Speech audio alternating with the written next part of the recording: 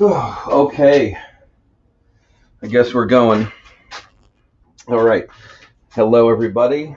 Dave Webster, Identity Crisis Design. A couple hours before I go into work here, and I wanted to get some work done in the studio. I've got a motorcycle helmet I'm working on, but I did want to get this out first because I am all about eliminating space at home, and this thing's taking up space. So, and in the interest of utter selfishness, it's for me. I have a mailbox outside right now with a big dent in it because one of the oak tree branches came down and gave it a good smack. So I'm going to get some thinner in here, explain exactly what's going on. If you guys can see, and I think you can, I've got the numbers stenciled, but drawn out there with a water soluble pencil. I believe this one is a Stadler, but it's basically you sketch your design out, and when you're done painting it, you wipe it off with a wet rag after it dries. So what I'm going to do here is a basic leaning Roman type. I've got my lettering calligraphy book out here, which I love this. You don't always have to return to it, but it is a great reference. If you can see inside each one of these letters, there's an arrow that tells you exactly what direction the stroke is supposed to go, and most of the time it's from the top to the bottom, this way, and so on and so forth. And that's used for pen, but it does translate over to brush fairly well. So I'm using Tamco stripe effects today, and I'm using yellow, which is a notoriously thin color no matter what brand you're using. I found there's just really no way of getting around it. I've never come across a pinstriping paint that was not water thin when it comes to yellow. So I might have to go over this a couple of times. The instructions for Tamco stripe effects is you just use it if you're going to clear over it. If you're not going to clear over it, you palette in some hardener. So in this cup here, I've got hardener. In this cup here, I've got some reducer. And you can see here how thin it is. I can still see the words through this. So really nothing I can do about that. So I'm not going to hold the palette and paint like I normally would if I was getting down on somebody's wall. But actually, I'm going to pour some of this stuff in here so I'm not paletting hardener into my paint.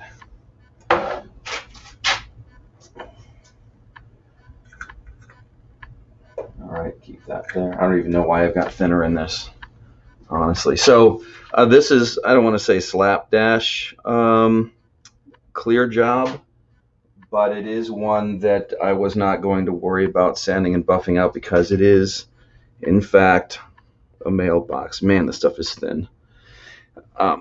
Paletting like this is not just for getting the paint in the brush. You're also trying to feel for how slippery and slidey this is. You want there to be a little bit of drag, okay, so that kind of helps to steer the brush stroke so that when you want to go this way, it is going this way and it's not sliding around all over the place. All right, and such as like the title of the video, we'll see, or in my description, we'll see if I can't get this right the first time.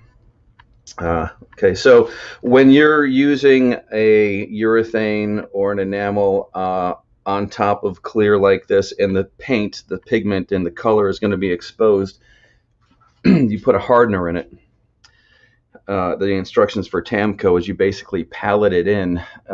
It's not a best guess. It is a 16:1, which is very little, and it's really hard to measure out. Anybody who's going to be coming at this stuff with an eyedropper, I think you're you're taking a little too much effort, maybe being a little obsessive compulsive about your component measurement. So all right, I'm going to try this first stroke. Let's see what happens. I still feel this is a little bit thin, but yeah, show must go on.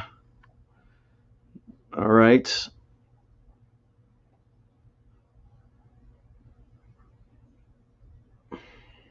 Yeah, it is some thin stuff. Again, it's like every other yellow I've ever used. Okay, and now see, this stroke down here is going to be skinny, and in order to do that, I'm going to want to run the brush sideways.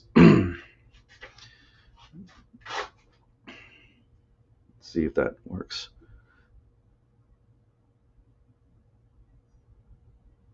All right, I'm not hating that. Incidentally, and I don't know if this is going to translate across, but I'm working with a Logitech HD 920, a 920C, I believe, video camera here. This is the one that I was using for streaming, and as I look at the StreamYard display that shows, so I can see what I'm doing and place the mailbox where it's supposed to go, it looks choppy to me. I'm going to be very interested to see how this looks on YouTube, because it's got a real old school look to it right now, like I'm using equipment from years ago. And in a way, I am. I'm running this camera on a 2008 Mac, and I've got two cameras plugged in. The only way that I can get this one to work is if I stream. I tried at one point. See, oh, that little flick right there. That's the boss. I mean, it's nice and sharp at the end. But yeah, just to get this out, because if somebody's listening, I'm probably going to upgrade the computer, because everybody that I talk to says that. I mean, I'm dealing with, I've got I think they're dual 3.1 CPUs. I'm working with a solid state hard drive. The RAM is maxed out, I believe, 32 gigs, and that's as high as it can get. It's a DDR2 RAM. And if I try to use both of these at the same time, I managed to trick the computer into doing it once, but it seems like I'm gonna quit this Illustrator real quick and see if any of the programs that are up and running might help. It's all a freaking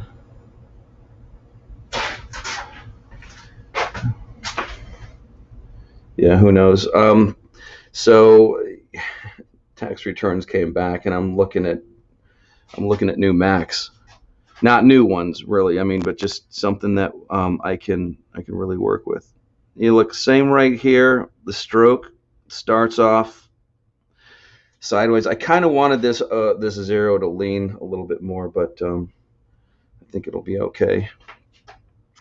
And so when I start this stroke here, I'm going to be starting it parallel to the way that the brush is chiseled, and then bringing it down so that I go from thin to thick to thin.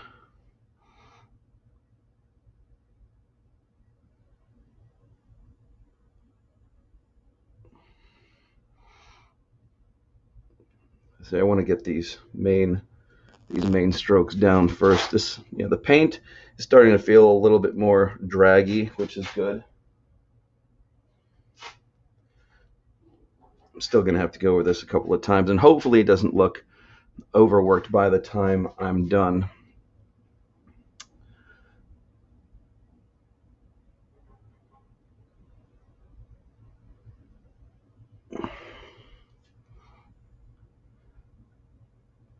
I want to get I like the 9 with the hanging tail. I don't like it when it comes back around and looks like a backwards lowercase g.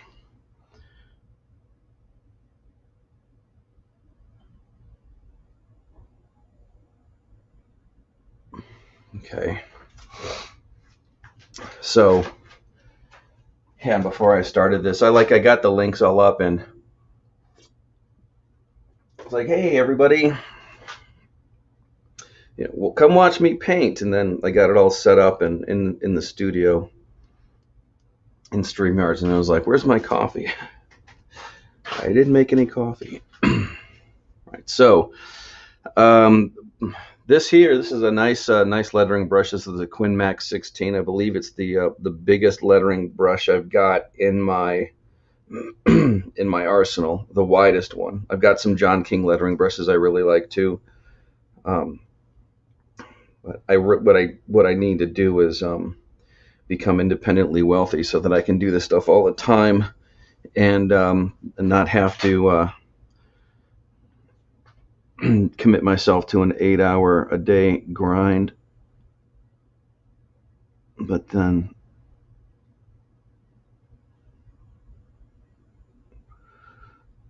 I think everybody would like that.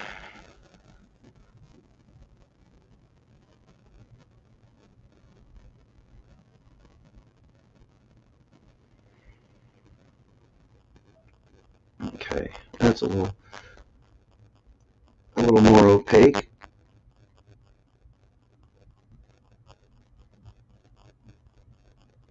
Okay, so I don't know if you guys notice this whenever I'm doing the bottom of the letter here, or the number rather, and that's this. The brush comes down this way, and then right before I get to the end of this stroke, I twist it and I kind of give it one of these motions right at the end, so that I've got a sharp corner here, got a sharp corner here, and then I can drag this flat across the bottom and make it nice and square. Of course, I don't believe I'm too square up at the top. I think I'm leaning down a little bit, but I can fix that easy enough.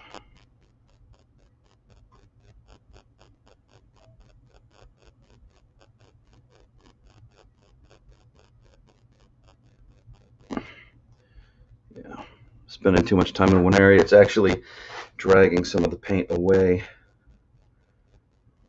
What are you going to do?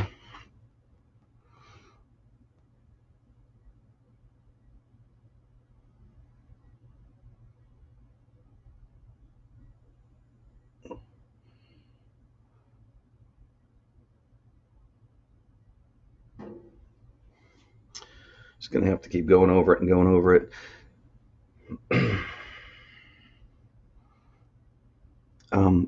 But then there's always that I have to remind myself, Dave. And you're like, what? And you're like, it's a mailbox. Relax. Let's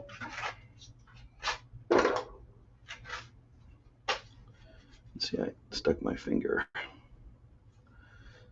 in something.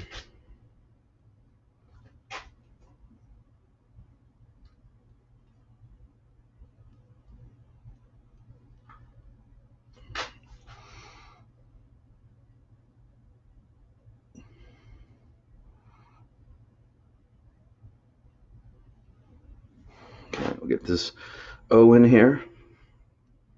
O, 0.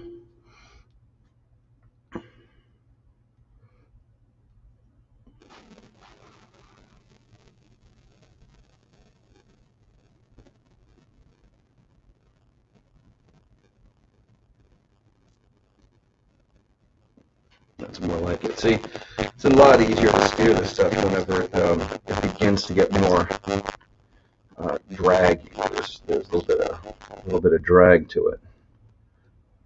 And if it gets too thick, you dip in some in the thinner, and off you go.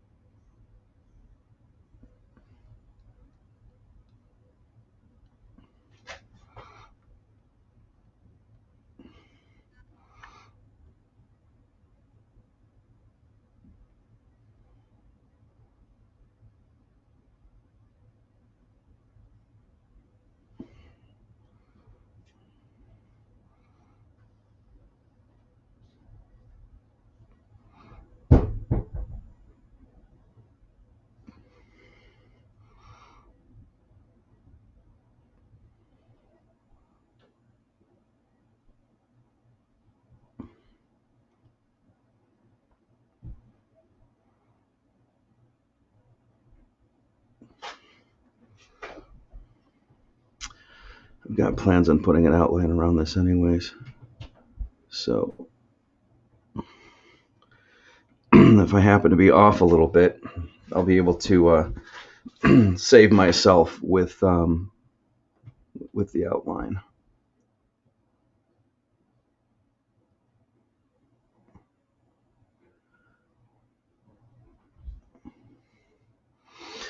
And just to play it safe, I was going to put, the red, which this red is also a Tamco Stripe Effects.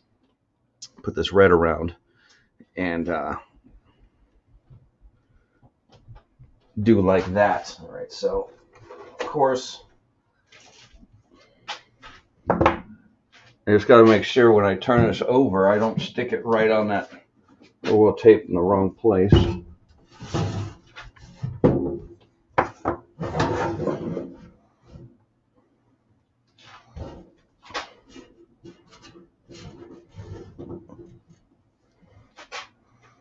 Move you guys over here a little bit. All right, let's sling these letters down.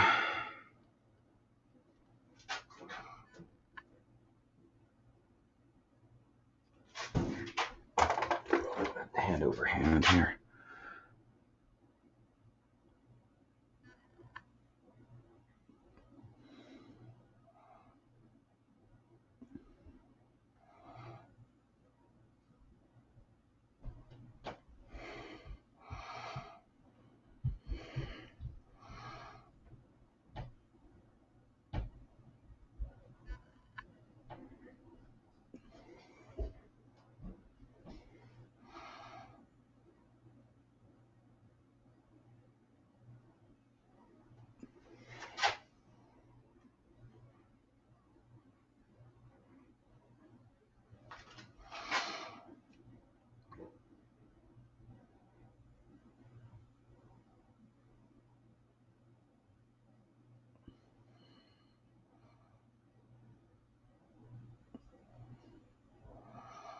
If you notice that this side is taking less time than the other side, that is something that I refer to, and many people do, as the rest is being knocked off. The guy that got me into pinstriping had said that to me once. Whenever he goes to a rally, he's not in the groove for a good 3 or 4 hours before things start to just happen on their own. Now, this here, I'm not super happy with. I'd like this to be a little bit more of a gradual anti-crescendo or descendo or whatever you want to call it, but I'm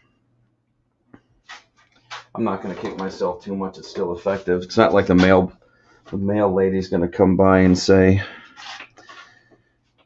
anything, really. Okay, let's see if...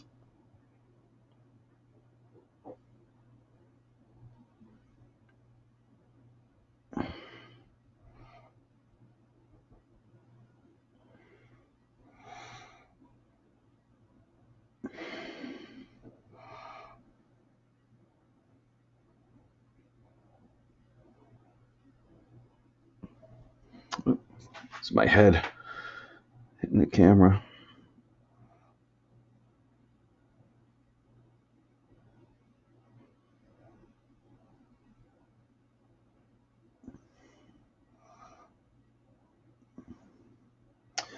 Incidentally, I'm sure that and I'm no big YouTube presence. I understand that. I am self-aware enough to realize that my reach is not that big. But I'm also aware that whatever opinions I might hold and espouse on different social media platforms, as free-thinking people are wont to do, well, and that there are crazy people out there. I don't do a lot of business out of my house. I do a lot of business in my house, like work and things like that. But a lot of what I do, whenever I'll go to different body shops and do pinstripe repair, things like that. So a lot of what I do is mobile. And I only say that to say this. I realize that not only is this some of the prettiest looking, you know, mailbox art on the internet, might be the only mailbox art on the internet, who knows. I also realize that this is a very, very effective way of dripping out personal information and doxing oneself. And to that, I'd like to say,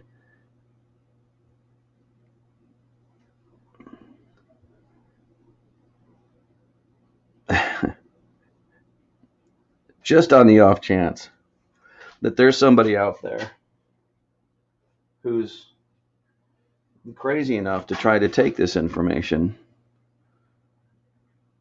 and add it to a street name or a town or something like that, and actually figure out where I live, be forewarned, there are a lot of guns here. I shouldn't say that. There aren't a lot in comparison to some other. There are enough guns here.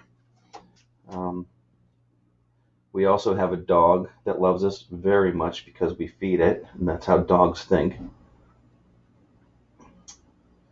And cameras. I just put up some Wyze cameras, WYZE. I really like them. It's not a big house, but the software supports 3 cameras, and they're inexpensive. They're not like it's not like a Ring system. But the other day, my wife is at work, and one of her friends who does have a Ring system, just a couple of streets away, they work together. Bring that around, all right.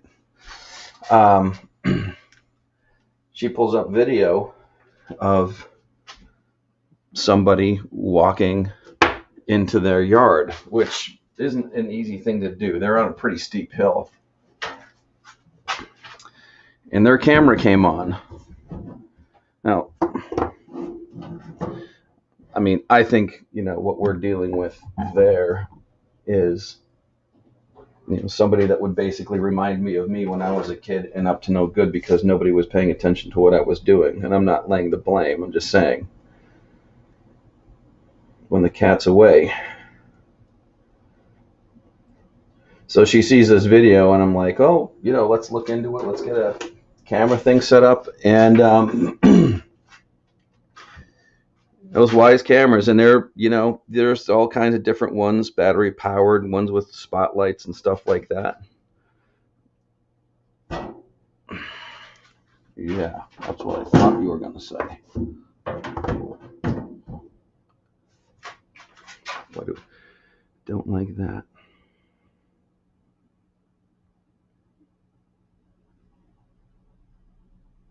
This might be the last bit of coverage we need on this. And there I go. Well, that's where we get the paint pusher out. This little guy right here, also a Mac brush.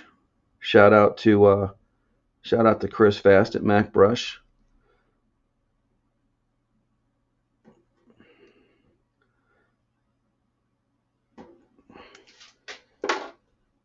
He runs a great little company. And there's a lot of people. You got to be freaking kidding me. Need something better to prop this up with. Oh man, it never rains but it pours. Yeah, it runs a good little company up there. And if I say Michigan, I might be wrong, but I'm going to say it anyways.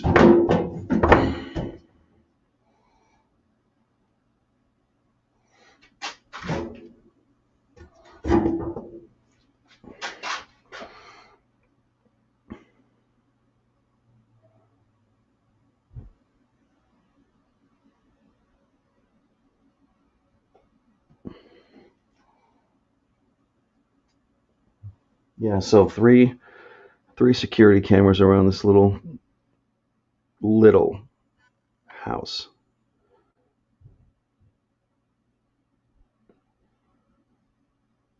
So I don't really mind that much that I'm putting my house number out on the internet.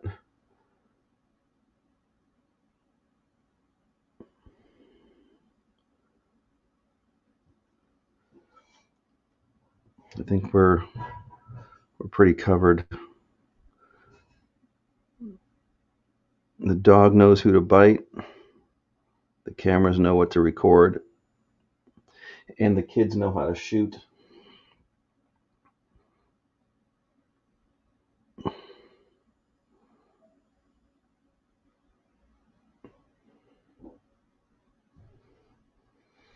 Yeah, that'll do. I'll put another color in there, and I think we'll be okay.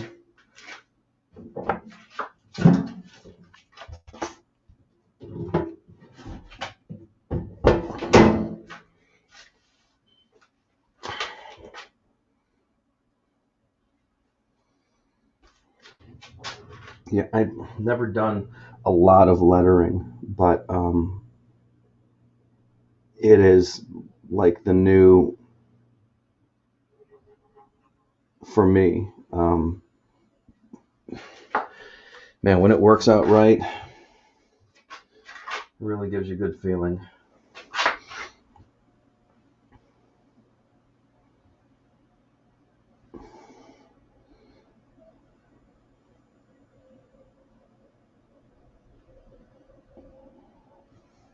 I don't know. I just looked over to see if my audio is buzzy. Shit.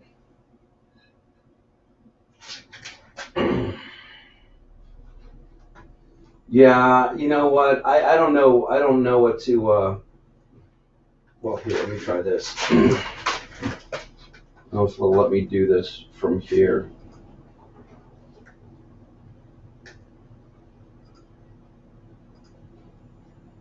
Audio. Let me see if this fixes the audio.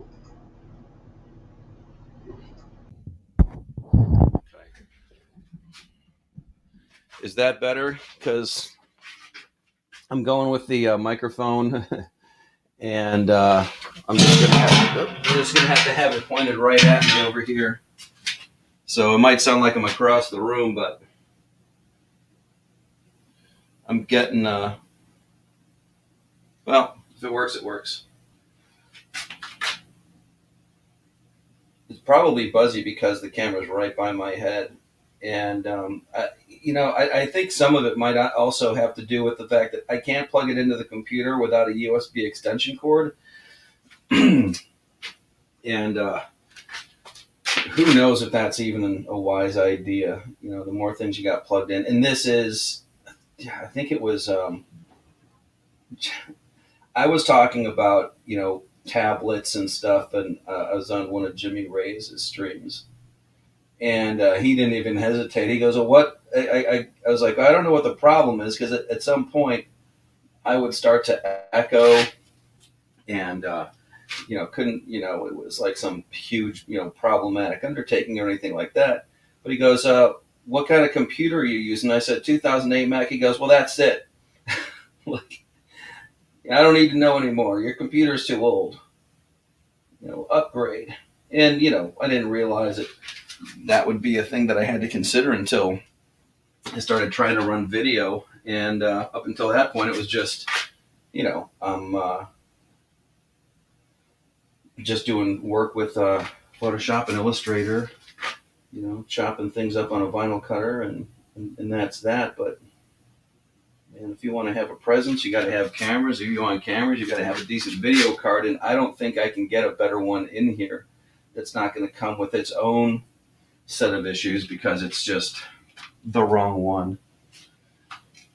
How long ago were those comments? 2:21 p.m. Yeah, I just looked over to see that there were people watching, which I really appreciate. That's awesome. Oliver is always around, man. That's killer. So I don't. If it sounds better, put a smiley face in the chat, or a middle finger, or a one, or something. Pick an emoji. Okay, so yeah, I can't keep dragging that around. I'm gonna rinse this out. I need to get some cleaner, thinner. I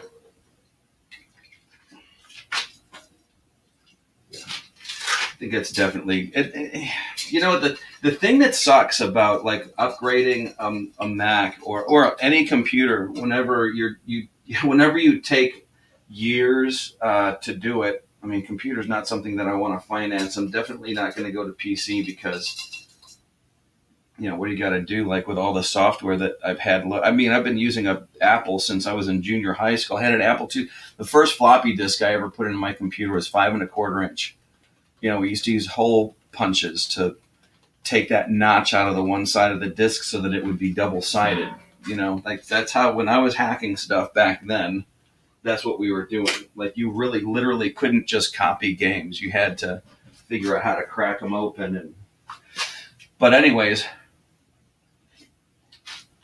you know, I've got, I remember spending money on this RAM. I remember spending money on other things to keep this thing going.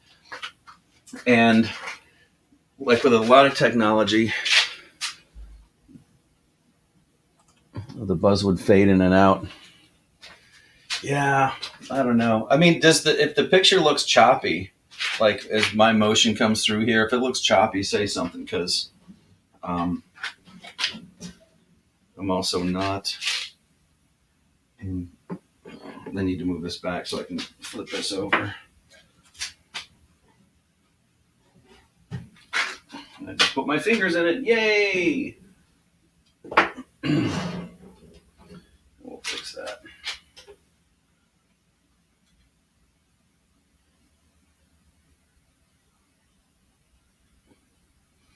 Yeah, worried about people stealing the mailbox. I get that. I guess it depends on.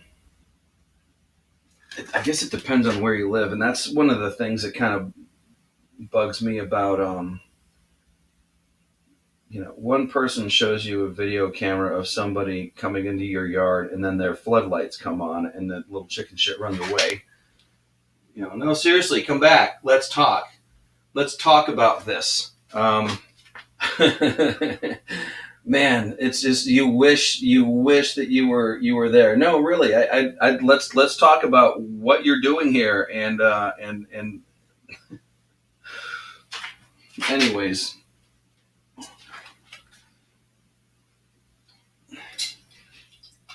I have not had that problem here. I do not live in an area where, you know, it's not so rural where people still play mailbox baseball. And it's why do I got to come over here? Show. Oh, okay. All right. Good. Killer. Thanks, Robert. Robert. Yeah, it's not so rural where I have to worry about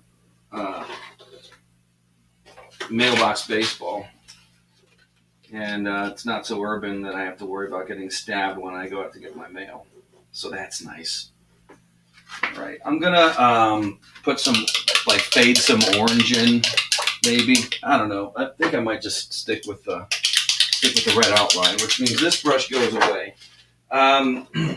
What I have in here, and I know there's some people that poo-poo this, and some people that are totally okay with it. But the cat that told me, and this is going to be like, I'm sure in like other videos, it's going to be like the uncle that tells the same joke over and over again. But since I'm going through my process, make sure that I don't miss anything. This is 30 weight non-detergent motor oil.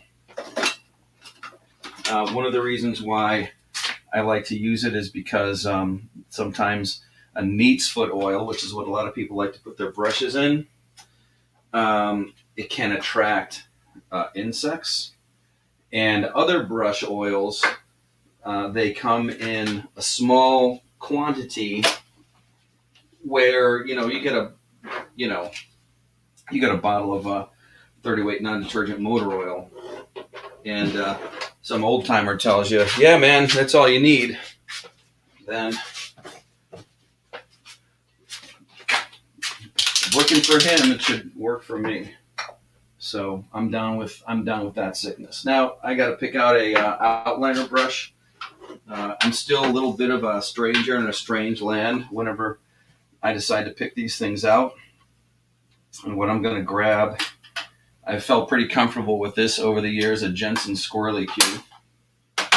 It's not super fast and not super slow. And what that means is it has to do with the snap of the bristles.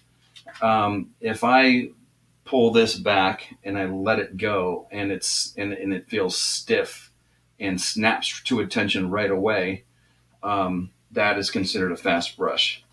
A slow brush is a little bit more floppy, and this feels in between to me. So when you can't make a decision, just, I don't know. I'm betting on red. All right. Get a little cup.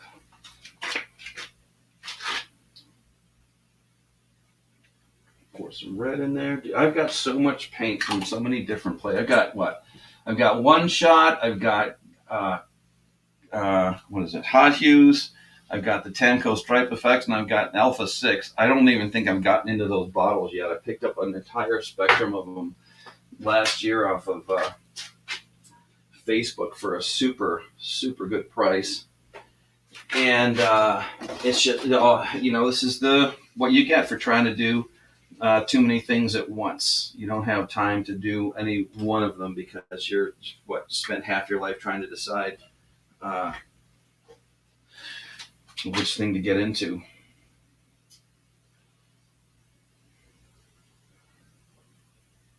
Okay, let's get some of this outline color on here.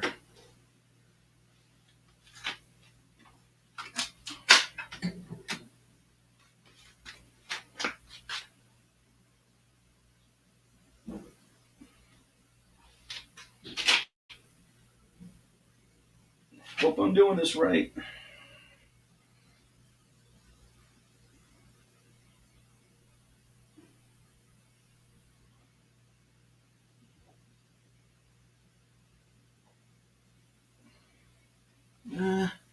Feels a little wiggly at the end.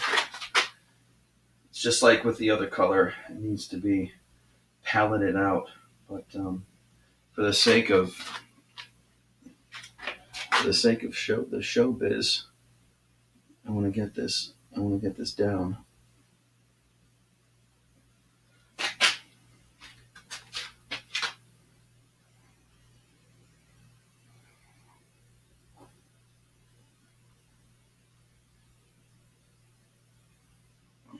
There is a lot to be said for being deliberate in your strokes as well.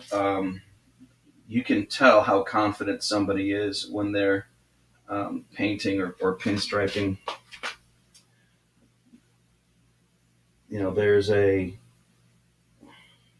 There comes a time where you have to know that you know the brush. You have to know that you know the paint.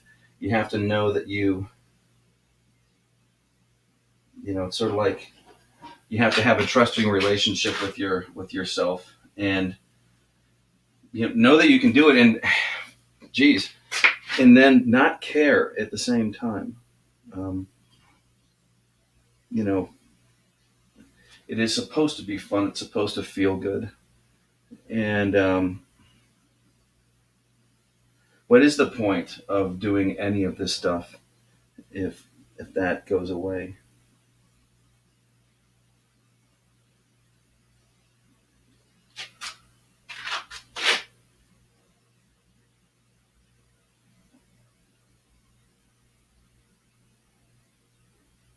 Like I'll be upstairs, come home from work. It's a weird shift.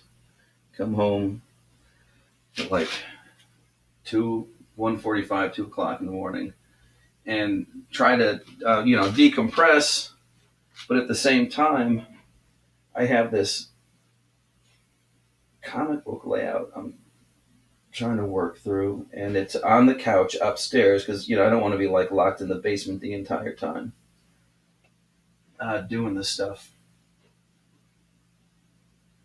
And like I know I need to get this done. I know I need to get this done, and that's like not the attitude that I want to have.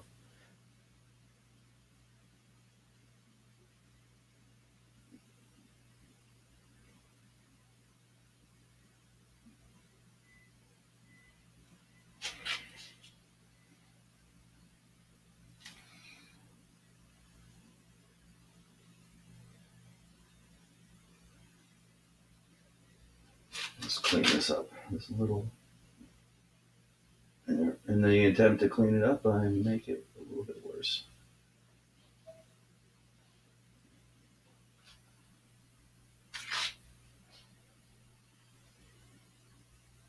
Yeah, the more deliberate you are about your strokes, the smoother they come out. You don't see this jaggedness, and there is also something to be said for where you point your what your focal point is. And what I mean is, I'm hitting with my head. Your focal point being where on the substrate or where on the surface are you looking? Are you looking at the tip of the brush as it meets the surface, or are you looking at that one spot right? I don't know if you can see this, like right here, where the brush obstructs the view of the thing that you're painting. So you're not just aiming the brush, you're also aiming where are you looking so that the brush is going to not jump inside or outside of the edge of this yellow.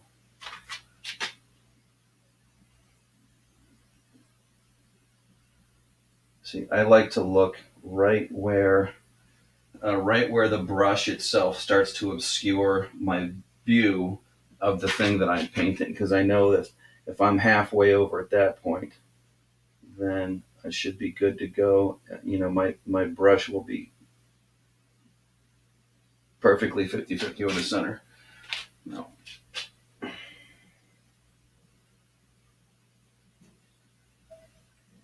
And then you lay the brush down too much, and it gives you a fat lady. Um, for those who haven't heard me talk about it already, fat ladies, well, comfortable in the wintertime, and they give great hugs. Generally happy, jolly folk. A fat lady is when you are pulling your stroke. I don't know if you can see this red on red. You're pulling your stroke, and your brush kind of sits down a little bit too much, and you get this wide spot.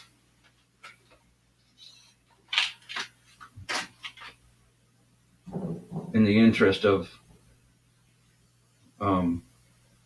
line consistency, that's not good. Um, but in the interest of actual fat ladies, I've always found that they're much better cooks.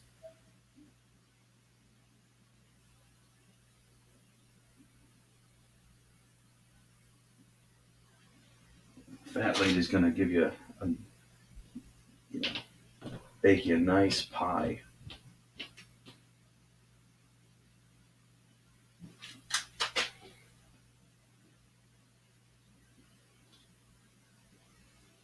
Like when you have that Norman Rockwell picture of a Thanksgiving dinner, isn't it always just some like chunky grandma person holding that steaming turkey, and old granddad's sharpening the knife, getting ready to carve into that thing?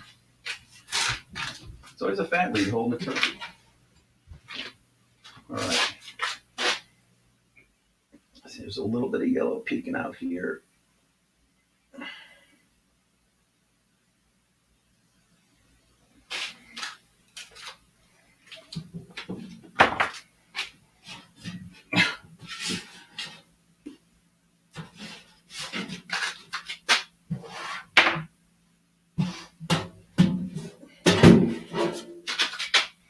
Yeah, I've got like schmutz all over the clear on this now because I've been leaning it on a piece of a roll of masking tape sideways. So that's beautiful. Clunky. All right, we'll move this guy over here. See if we can get some better light. Is this going to reach? Don't know. All right.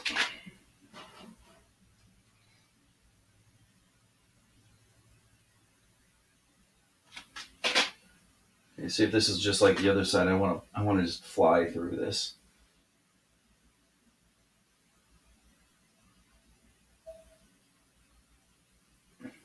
Try to fly through this.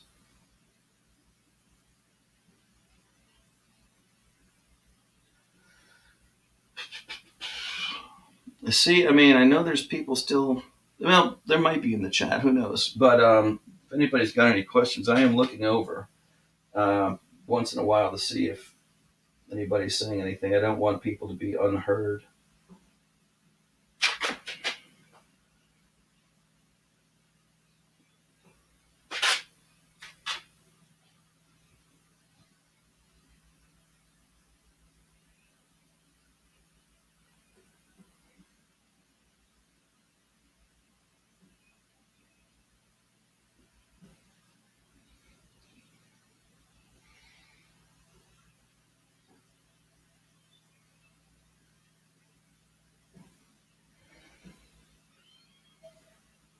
I tried outlining a script once.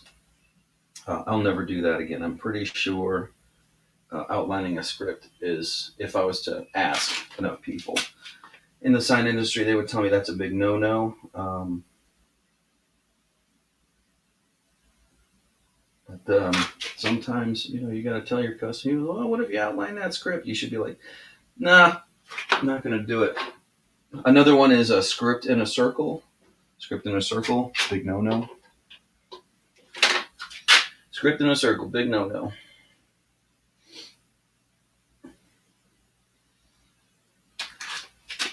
I had somebody from a local dealership ask me, they said, like, I did some pinstripe repair work on somebody's bike, and then they came back, and they were like, oh, they'd like to have something else on the front fender. I was like, cool, what? They go, well, they want you to use the same font that I did, which was script, and it was on a different part of the bike. And I said, yeah, I can do it, but it's either shouldn't be in script or it shouldn't be in a circle if they want that kind of lettering. It never looks good.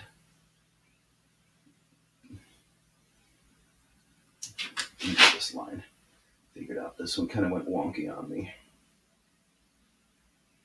just like the first one.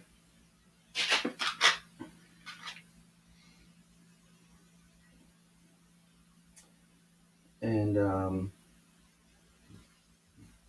I'm still wondering, but they wanted it to say on the front fender. They wanted to say, was it too much trouble? Too much trouble. And I was like, well, you want to do something like that, and it's going to be like an aggressive type of statement. I have a tendency to go back to the late 1980s hair metal logo look, and you do basically a slashy, splashy, scratchy, look like it was carved into, like, you look at Skid Row's logo, and it just looks like it was painted on there with an angry dry brush.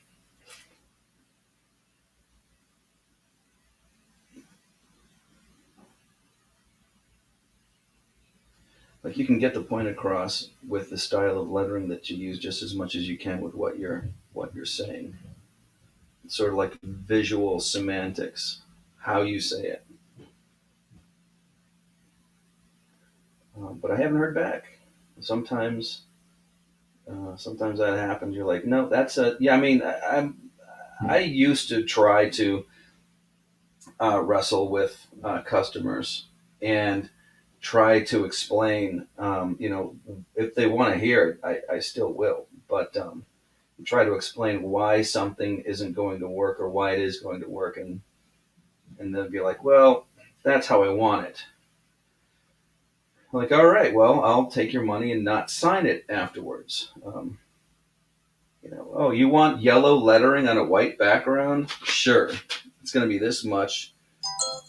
And somebody's texting me. I'm almost done.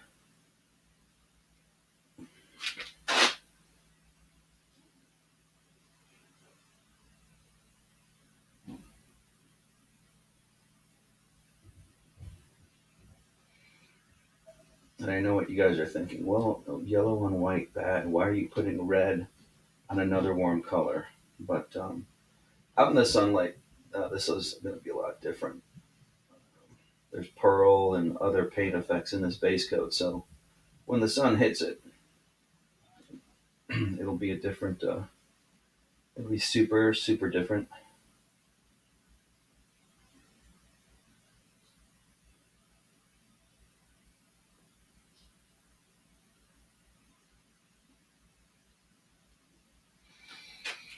Uh, Where's my paper towel? Get into one.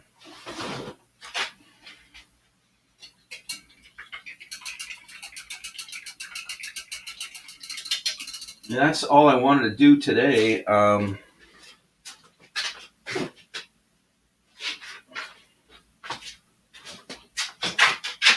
get some yellow out and try to repair some of what's going on in here. This is way too drastic. Shit. Boy, is that thin.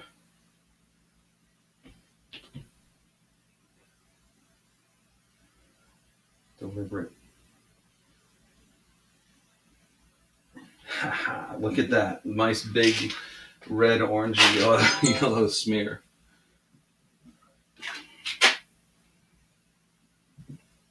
Anyways, once that's dry, let's see if we can get in there. Once that's dry, I'm going to go back in there and clean that up. And putting it outside is going to be the best way to get it to dry fast.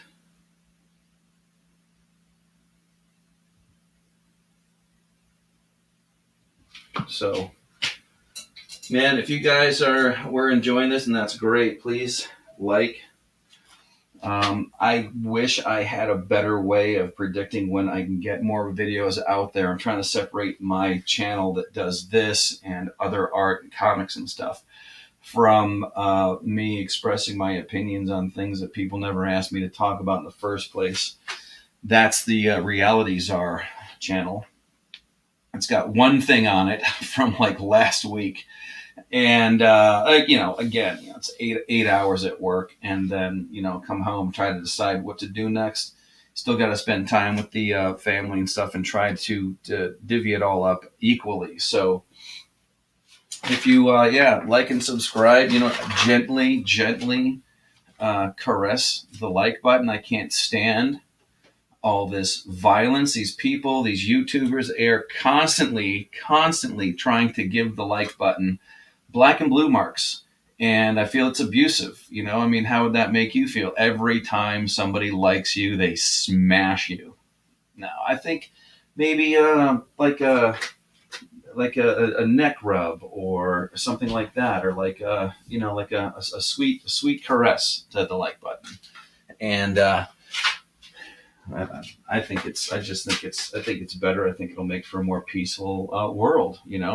I wish everyone would caress the like button and have a Coke.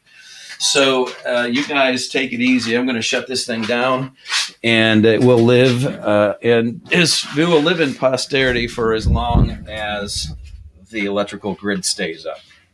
Talk to you cats later. Thanks for hanging out, Oliver. Thanks for hanging out, Robert. Stick around for the next one whenever that happens. Talk to you later.